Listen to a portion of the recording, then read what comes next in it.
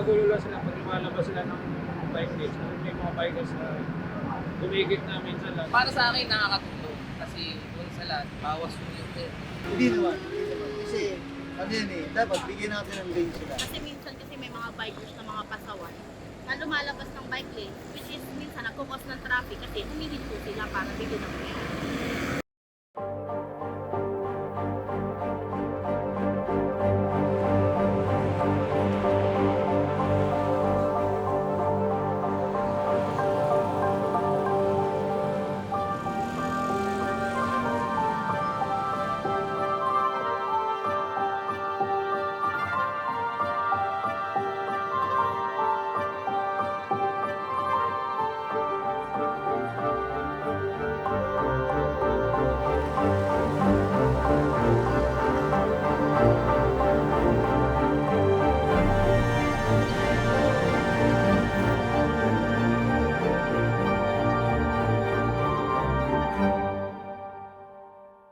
To begin with, at least merong infrastructure like a dedicated bike lane sa main roads, sa mga side streets.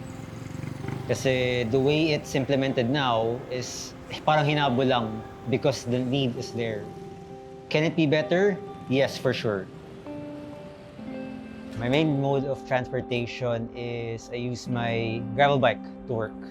I started early, I don't know exactly when, kung kailan ako simula, basta bata pa ako, marunong na ako mag-bike.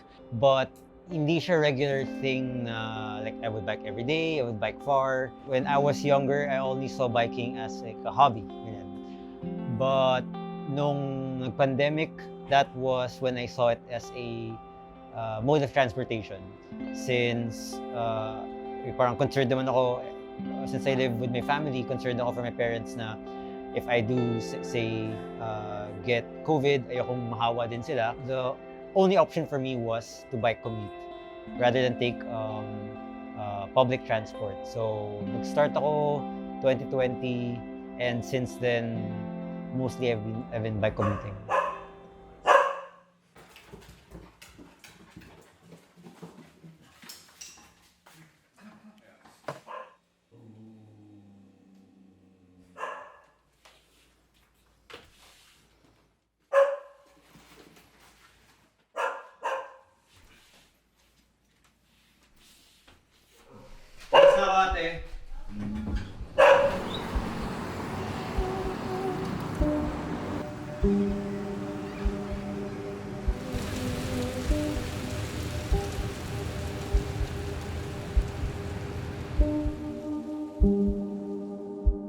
So I've been biking for around 6 months as a main mode of transport. And ayun, I started around June 2022. And until now, I still bike to work.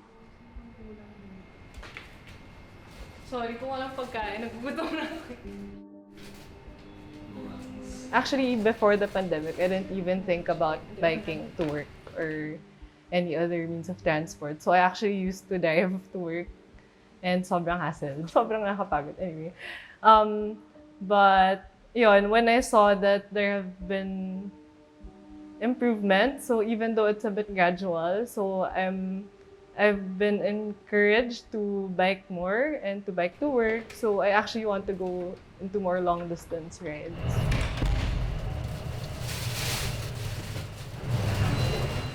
The test of a well-developed society or a well-developed economy is not to see how many cars are on the road, but to actually see how more effectively and more efficiently people can move about without having to be reliant on a single mode of transportation. I've been living in Switzerland since 2018, so I moved here in 2018.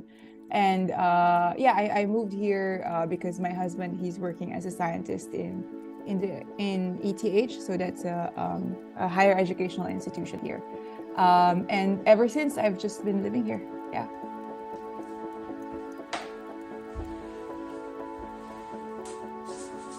I've never biked in my life. Maybe once when I was 7 years old and I was using a single speed bike. But during the pandemic, when there was a little bit of scare in relation to, getting exposed to a lot of people. I realized that I am able to move around faster if and in a more secure manner if I'm actually just biking. So the kind of biker that I am is I'm primarily a bike commuter. So I haven't gotten into like leisure biking, for example. Like some of my friends, even back in the Philippines, and my brother, they like to explore trails. But me, on a normal day, if I have to do errands and if I have to go to the gym, for example, then I just use my bike.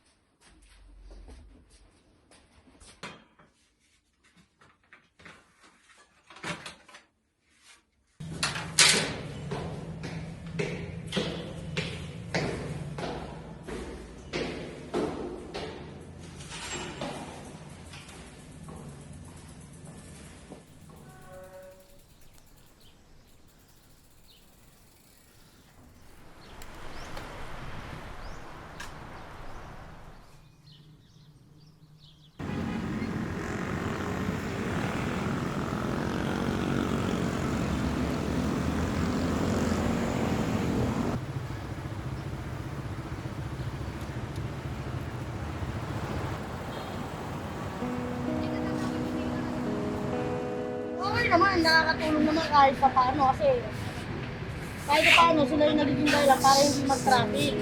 Pero syempre, di ba, nakakatakot din sa kanila kasi ang lalaki naman ito. Nakama sa akin. Pero okay, hindi naman natakot ito. Siguro may bantay. Bantay lang, bantay kasi ilang para safe sila. For me, mas magandang separate talaga yung bike lane from the road that shares with other cars. For one, safety. Despite na the existing bike lanes ngayon, merong mga barrier, yung mga barriers din na yun are not really as fixed or as cemented. If you pass through some of the roads in QC, although parang may low barriers na nakalagay doon, due to weather, na tatanggal sila. So some of them medyo nakaharang sa road. Even some of yung mga plastic barriers na orange, na-move yun around by bigger vehicles. So they're not ideal.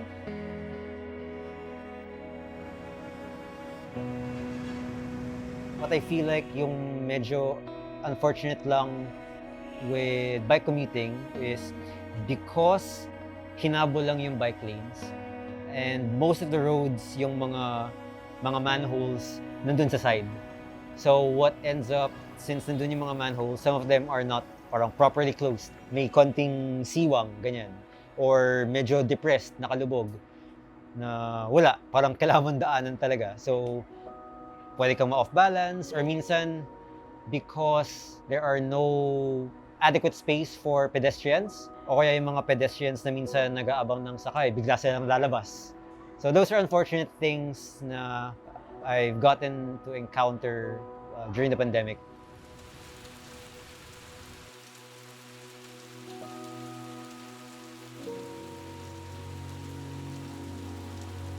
I actually work for the National Economic and Development Authority, so I'm under the infrastructure staff.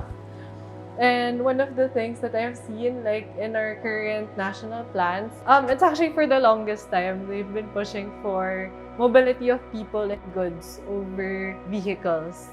One of the strategies that the government can do is to implement communication, actually. It's more of information dissemination, encouraging more people to move towards active transport.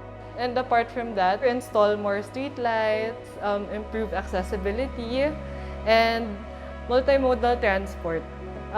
Kasi yun yung kulang ngayon. Kasi hindi mo siya nako-connect to public transport, and it would be a huge improvement to connect biking or bike infrastructure in general to other modes of transportation.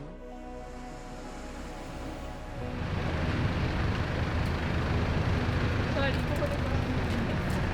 Naalikabok siya ngayon kasi hindi ko siya ginamit.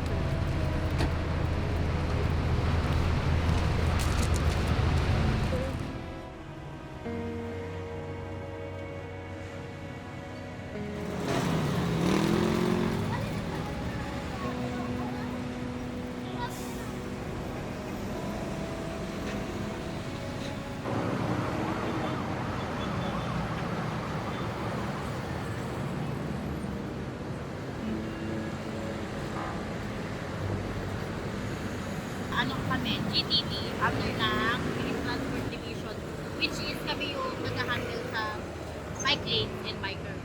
Lahat ng places na merong bike lane sa QC, meron kami.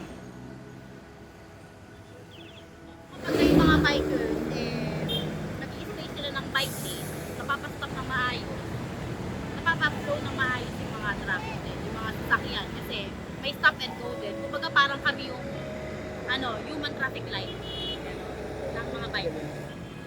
Sa mga bagong mga platforms ng Quezon City, nakikita naman namin yung improvement na okay naman yung traffic.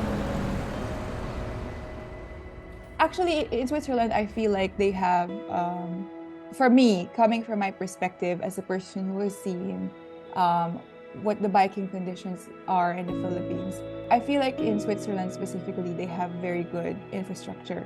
There are more bike lanes, right, that are actually integrated in the road. So it's not like a bike lane is taking over the car lane, for example. So there is a devoted bike lane, and it was built, the road is built to accommodate that.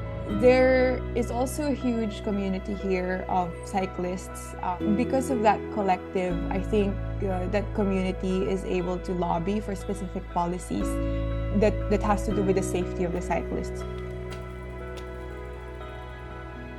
I feel like here I feel respected as a cyclist, right?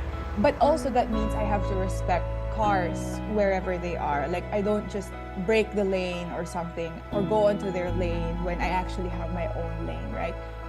I don't have to bike defensively, so I bike confidently according to the rules that we are all following. So I think that really is helpful. In the Philippines, I'm scared to do that. I'm not sure if I would have gotten into biking if I were living in the Philippines, because I'm thinking about a person who has experienced commuting in the Philippines, in Metro Manila primarily, and also experienced driving. So I'm scared actually to bike in the Philippines. I think that's the first thing that comes to mind, primarily because I don't feel like there is a sense of care when it comes to acknowledging various types of people and vehicles on the road.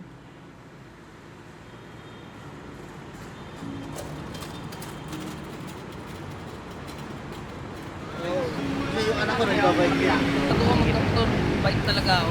Actually, nagbabike kami. Since dahil bike patrollers kami, hindi lang kami nakastay sa posting. Bali, from dito to sa bahay ko dati, bike lang talaga. As in, doon ako nagre-relate. Kasi less ng pollution. Tsaka para rin sa kalusugan yung pagbabike, kasi maganda yun para sa lalo yung mga tumatanda na nagkakaedad. Siyempre yung circulation ng body nagiging okay dahil sa pagbabike. Kasi exercise na rin.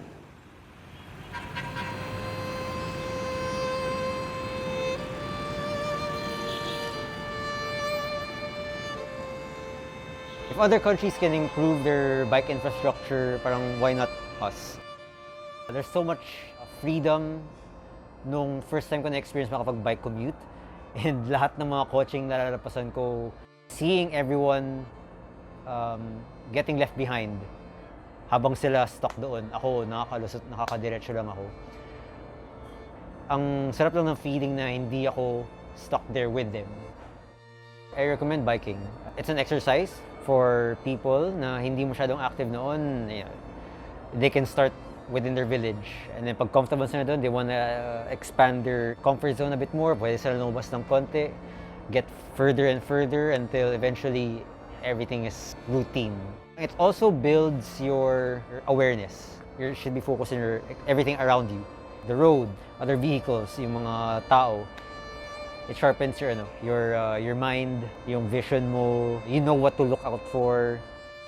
One of the strategies that we have been pushing is to implement active transport policies to improve then the LGU in terms of how they're going to implement their bicycle infrastructure. To those who are interested in biking, I highly recommend it. It actually changed my life. It actually improved my perspective then on how people go from one place to another. I would want for it to really flourish. I think it's a start that certain local governments are already imposing these kinds of policies to make sure that there's infrastructure for the cyclists. We'll take it as a win that at least finally it exists, and hopefully that is just the beginning of a conversation to further our actions to embrace this kind of, I guess I would say, mutual coexistence of all types of vehicles and movements on the road. I hope we'll get there in the Philippines. It's a hard conversation to start because there are also a lot of biases that we have to overcome, not just from the side of the people who are driving, but also from the side of the people who are cycling, right? Because right now we just exist in chaos, in organized chaos. So I hope we'll move away from, that fragmented, chaotic type of infrastructure to something that's more thoughtful and meaningful. Yeah.